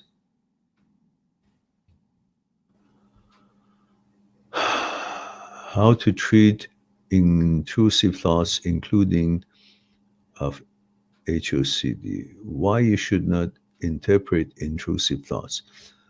Why does it seem as if you create the intrusive thought? Okay, there it is. That's the one I'm looking for. Why we believe the intrusive thoughts. Okay, I think these two would be something you might want to check it out. Perhaps it addresses your question. I just put the link for the first one there, and I'm going for the second one. Why we believe, okay. One of them is why we believe the intrusive thoughts. And the other one is that I've already put up there, why we think it is us, it is you who creates the intrusive thoughts. I think this is why you say that you begin to like the HOCD, uh, because one of the reasons could be that you think it is you who's actually purposely creating it. And that's the problem. Because how could you not like what it is that you're creating? And if you think it's you creating, then you think you like it. Anyhow, watch that, see if that's it. Otherwise, you guys know that I have a site, mindthatseekstruth.com, www.mindthatseekstruth.com.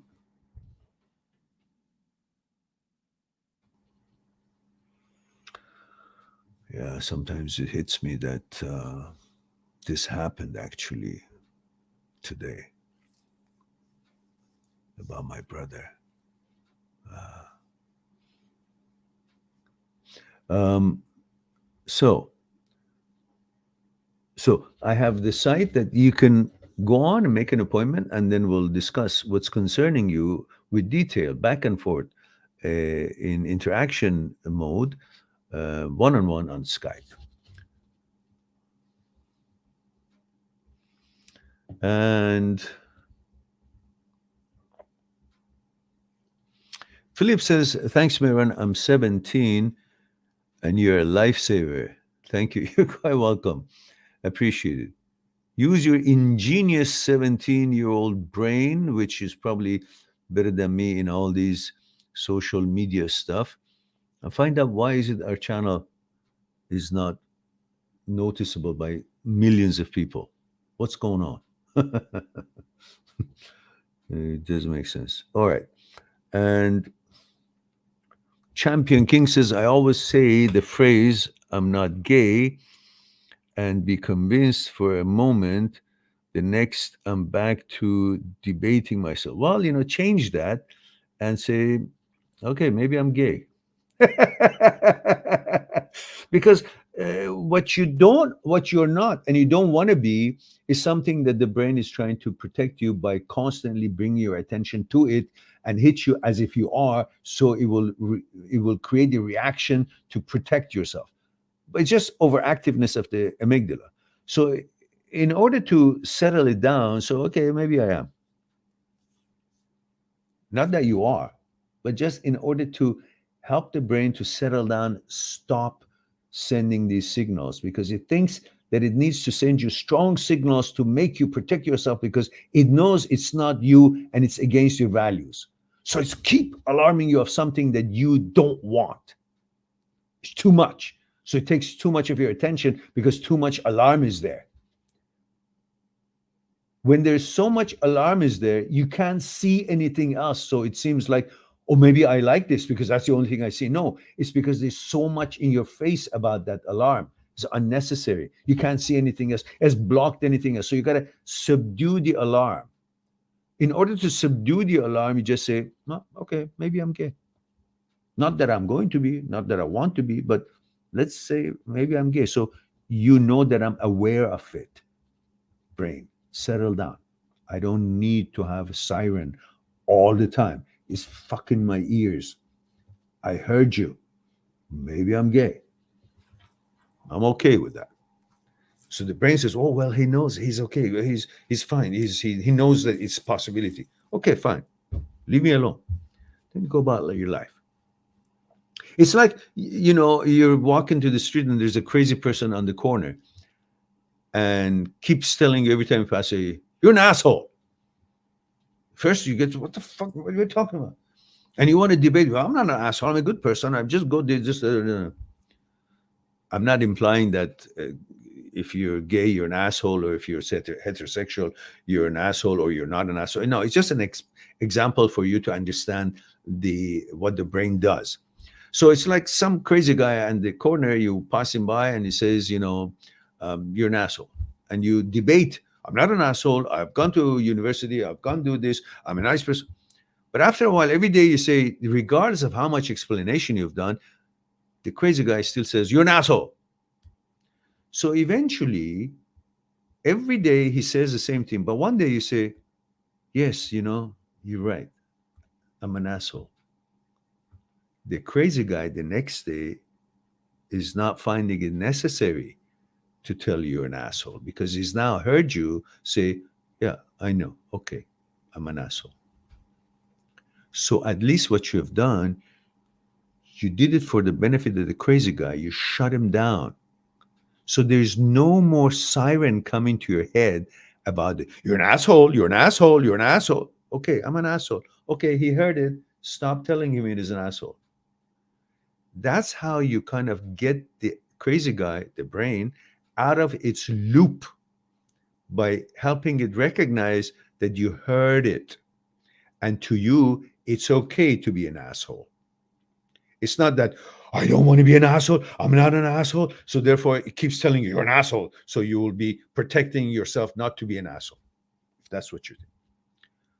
So the same thing with the brain when it tells you intrusive thought, like your mother is a whore. No, my mother is not a whore. How dare you talk to me like that? No. Then eventually say, yeah, okay, my mother's a whore. The brain has no reason to keep telling you your mother is a whore anymore, because your already says, yeah, maybe my mother is a whore. Not that your mother is a whore, you want her to be, but that's what you do to shut it down. So the brain quiets down because he's done his job. There's no resistance.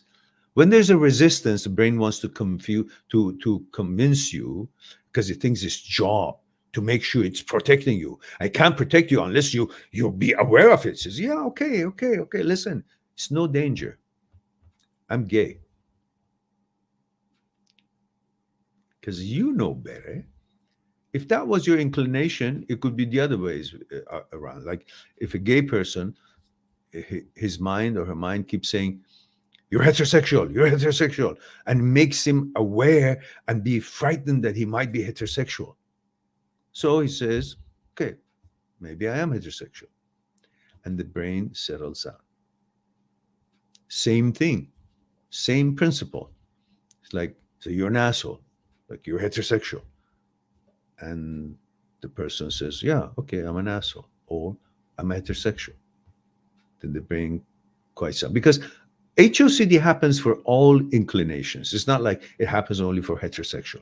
It also happens for gay people, happens for any other sexuality. Intrusive thoughts and OCD, the subset of OCD, it's a mental glitch. And the brain and everybody is the same, has the same challenges and glitches, and goes through the same kind of misfiring and dysfunction and disorders. So it happens for all genders, OCD and so on. That's why in here, the same technique is used. Say, okay, I'm not afraid of the word gay. There are people who are gay, there are people who are heterosexual, there are people who are this and that, so forth. Okay. Doesn't make me change from what I am just because I'm aware of some other people or some other inclinations. But the brain thinks that, oh, I must be fully attend to it, otherwise I could become what I don't want to become. Well, you won't become what you don't want to become, because you're the ultimate decision maker. And that's not the brain, it's you, and you're beyond the brain. So you're in control all the time. But the brain thinks that it has to constantly alarm you. So it does. And it drives you crazy. So what you do is subdue it, say, yeah, okay, maybe I'm gay. I don't need a conclusion. I don't need assurances. I have to do certain things. I have to promote and provide evidence that I am not gay or I am gay, depending whatever your inclination you are. You just simply say, I don't need a conclusion. I am who I am. If the brain has a problem with trying to overactively, behave in that topic, it's unnecessary. So in order to tell it unnecessary, it can't understand. So I say, yes, I heard you. Maybe I'm gay. So no longer I'm scared of that word. Therefore, when I'm not scared of that word, the brain doesn't find any reason to keep reminding me of such possibilities, that is existence in other people in outside world. It's just a malfunction in a signaling system, and that's all. So your effort in saying to the guy that I'm an asshole, or a gay guy says, yeah, I'm a heterosexual, or a heterosexual guy says, yeah, okay, maybe I'm gay. It's not because you are, it's because you're trying to teach the brain to simmer down. Don't worry. It's all right. I got this. And in order to tell it that, you say, yeah. If you're gay, you say, yeah, I'm heterosexual. If you're heterosexual, you say, yeah, I'm gay. Maybe I am. I don't need a conclusion. I don't need an assurances. That's why it is recommended not to go after assurances. Because all the time you got to do something to prove to yourself that I'm not gay. So you watch this, and you watch that. If I have an arousal, if I did feel something, no, none of that.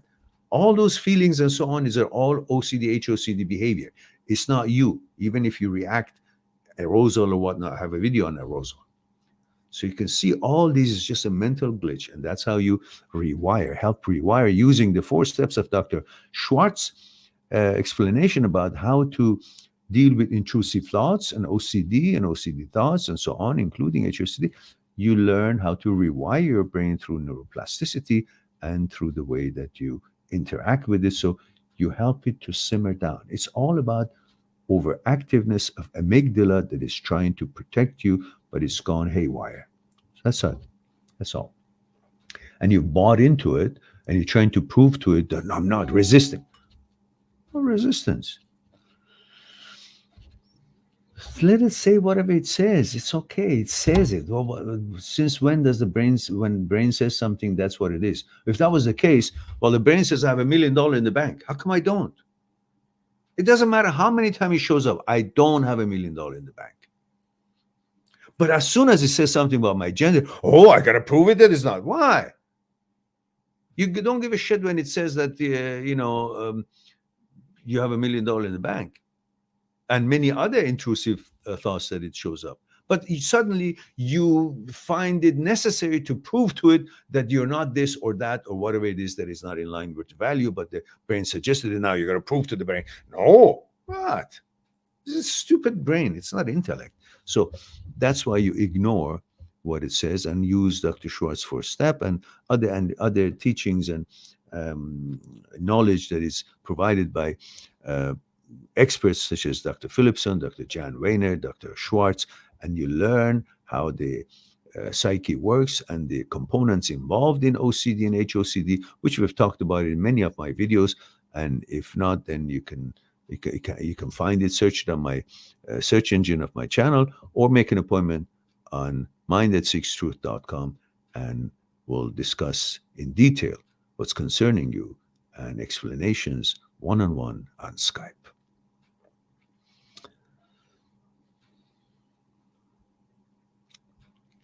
Endor says, how did you learn so much about HOCD? Research. Is this something someone in your own life has experienced? Very interesting. I experienced it too. I had OCD ever since I was a kid, all kinds of OCD. I didn't think of it, I don't interpret it in anything. I had to touch the light switch, I touched the light switch 50 times. I had to say something a few times, I would say it a few times. I'd say it in my mind, I would say it. I had to make a noise. I did that. All because we are looking for psychological security and assurance of what we are and what we love is what is going to endure and be with us. We love our parents, we love our life, we want it to stay. So we think, well, how can I assure that it will be? It won't be interrupted. Nothing is taken away from me. My parents will not die. So, and I don't have any power in that. So you start creating some kind of a fictitious superstitious rules of touching this 50 times, maybe makes things balance. All these mental need for psychological security, which we explained it before, why we need psychological security, and when this need for psychological security started, which was when we ended up with this brain that we have. When we had the stem brain, reptilian brain, we didn't have these problems because we were not able to speak or think. So we had none of these thoughts showing up because we had no ability to think. But since 40,000 years ago, when we got this brain, beside the physical security that we needed and we were in pursuit of all throughout the history, we also now needed psychological security. And for that reason, we started creating some kind of a agreement with some invisible power, because we didn't have the power to guarantee our safety and our family's safety. So we created some kind of agreement with some fictitious, illusory powers that is watching us. So if I touch this, it will be balanced. And if I give some money to the poor, it would be, the prayer would work for me. Or if I, I don't know, whatever else that we do, wash my hands 50 times, then I would be, everything would be good. All kind of crazy things. And then it would leach on to other things. Check the oven 50 times, make sure the door is locked more than is necessary, wash my hands and touch the light switch, or repeat something, and or look at something more often than you need to. All these crazy things, all for the psychological security. And then later on, it could lead to intrusive thoughts about sexuality, sexual orientations, which you already know who you are and you don't care, but you just don't want these thoughts to be in your head because you think, well, why are they there? So then you got to educate yourself about what are the disorders that cause, what is it that is causing these intrusive thoughts, because you know your inclination, it is as what it's always been, and that's your preference and nothing else. But their thoughts are coming as something weird that is not in line with your values, and you want to create and understand that, and then so on and so forth. That's what it turns out to in HOCD. But the roots of it is all OCD. So these sort of things that doesn't have a physical reaction to it, physical ritual, is pure O. As Dr. Phillipson has coined it, pure O. So intrusive is thought based. And the other stuff, OCD things that has physical, the compulsion is physical, like you have a obsession to wash your hands, that your hands are dirty. So you have a compulsion. Compulsion is actually to go wash your hands. But in pure O, you don't have, the compulsion is not physical activity. It's not a physical ritual. It's something mental that you deal with. That becomes a challenging thing to deal with. So, so on that basis, you learn how these things are and you deal with them. And then through education, you learn how to deal with these things. And because the problem is not just the OCD or OCD substance. The problem is that when you have an obsession, let's say physical compulsion that you do for an obsession, it doesn't end there. You see, in midbrain, basal ganglia, there a place called striatum. In the striatum, there are three centers. One center is goal-finding center, something that you want to achieve or accomplish, goal-finding center. And when you find that goal, you accomplish that, there is a reward center that becomes stimulated and active, which is a dopamine center. So when I have an obsession that my hands are dirty, the compulsion would be the goal-finding center, that it is active, that I got to go and do that. The goal is to wash my hands. So the compulsion being the goal of washing my hands. So goal-finding center comes to activity and I go wash my hands. But when I do that, while I'm doing it, it signals to the reward center that now that I did this and I feel comfortable now. I did the compulsion for the obsession. I thought it's dirty. Now it's clean. And I washed it a million times, so it's now clean. So I have that feeling of I've accomplished that. I don't have to worry about that. I'm satisfied. I washed enough. So that reward is dopamine. The reward center in the striatum is stimulated and gives me dopamine because I completed the goal-finding center mission, goal.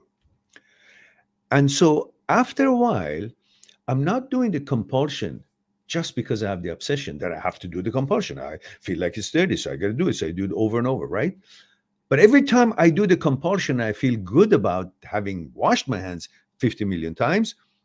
I get that feeling. And that feeling secretes dopamine. And after a while, dopamine is addictive. I'm now addicted to dopamine. I'm no longer doing the compulsion for the obsession. I'm doing the compulsion to get the dopamine. I'm not necessarily just aware of the obsession that causes me to do the compulsion. I'm also aware that I'm doing this for that And is a result of the dopamine that the brain secretes. So I'm conditioning myself to get the dopamine. And funny enough, there's another center in the striatum, the third one, that's habit center. So every time now that I'm doing the compulsion, that was for the obsession, and then it was stimulating dopamine center, and so now I'm doing the compulsion to get the dopamine, it's also stimulating. Every time I did that, it also stimulates the habit center. And eventually, I'm no longer doing it to get for the dopamine.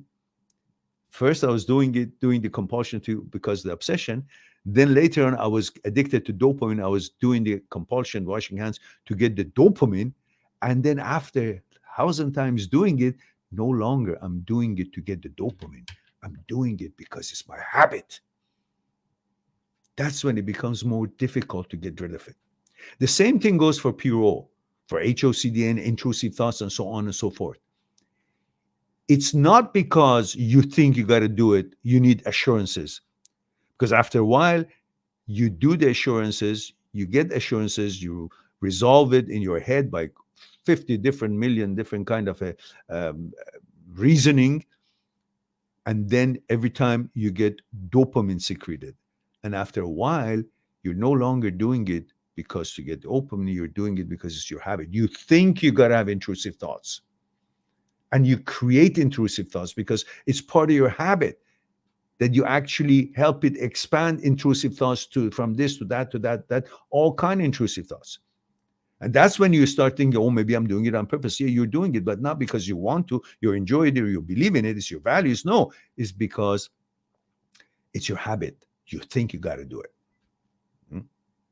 And that's when you got to relate it to the state of your health, which helps you to wean yourself off of it. Like kick yourself out of it.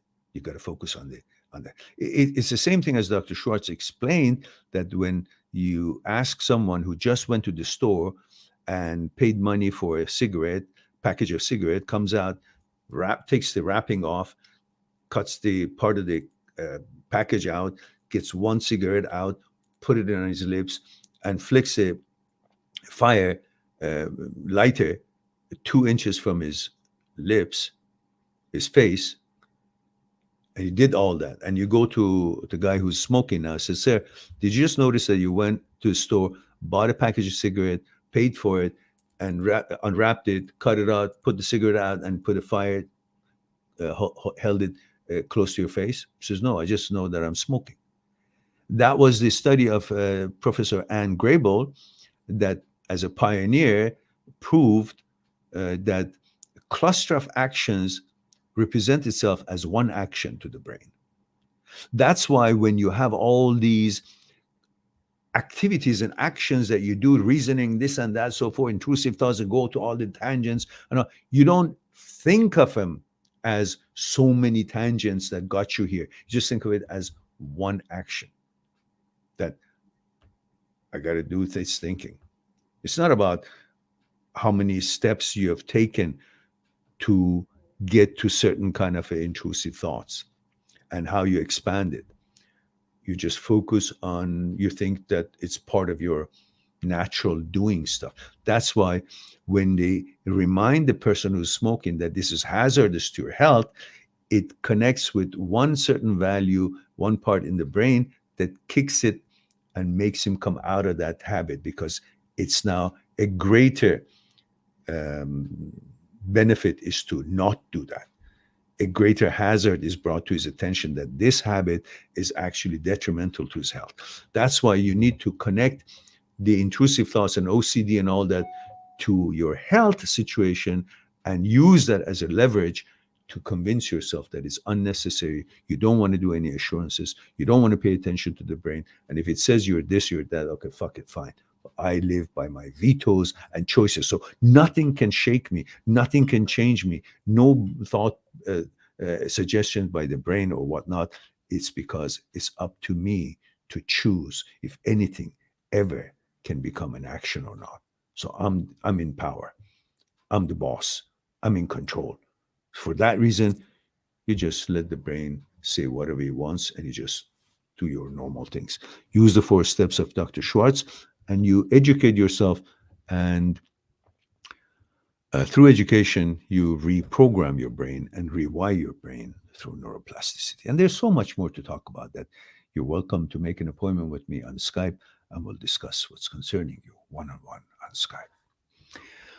Okay, guys, I think it's time for me to, let's see if there's any other question. And Nick says, thank you so much for helping me over my ex. You're welcome. Maher says, what is benefit of doing ERP? Well, we can talk about it some other time, or you can, that's pretty much what I talked about was about the ERP, the effects of ERP, that you simply getting rid of that. Okay, so Nick Lino says, okay, yeah. Pat Santos says, Nick says, thank you for helping me over my ex. Okay. Pat says, I got OCD the late of 2009. OCD attacked me over in 2010 and 2011. They called down with medicine. It's still there. Okay. You gotta help yourself to. I had severe OCD. I never had medicine, but I eventually learned how to educate myself about it. That education helps a lot. Again, Dr. Phillipson, Dr. Schwartz, experts in OCDs and OCD subsets. Endor says, good vibes. Thank you for that. Says, does that mean you could change your sexuality by changing the thoughts? I didn't say that. I said that doesn't matter what thought shows up, it wouldn't change your sexuality because you're in control of your values and your preferences and your decision and what you want to follow. It's your choice and veto, not what the brain suggests. And Champion King says, I stopped listening to certain music because it triggers these thoughts, even in movies. When I see male, even if he's half naked, I skip the. Yeah, I know. But sometimes just watch it, let it trigger. So watch it. So what? Okay. And eventually you recognize that it's a body of another human being. It has no threat to you. You're in control of your choices. And all that is a suggestion of the brain, and the brain makes body react to something because the brain doesn't see what you see. The brain sees naked and associates the word naked to what comes next, sex. And sex for you is sex with women. So naked sex, it doesn't care about, it just thinks about the concept of sex. And the concept of sex, it needs naked. So when you see something naked, man or a horse's ass or whatever it is, it's naked. So it connects and associates that, what you see, to sex, concept of sex. And the concept of sex gives you certain reaction or anxiety or arousal. And then because this was the trigger that made the brain associated with the concept of sex, you think it was this particular scene, like a horse's ass or the guy's naked body, that made you have the arousal reaction. That's not it. That's what the brain actually used that to connect to the concept of sex, and concept of sex itself has a reaction in your body, creates a reaction in your body because of the concept, that what it means to you. But yet, because of this being the trigger, you think, oh my goodness, so that's why. No, that's not.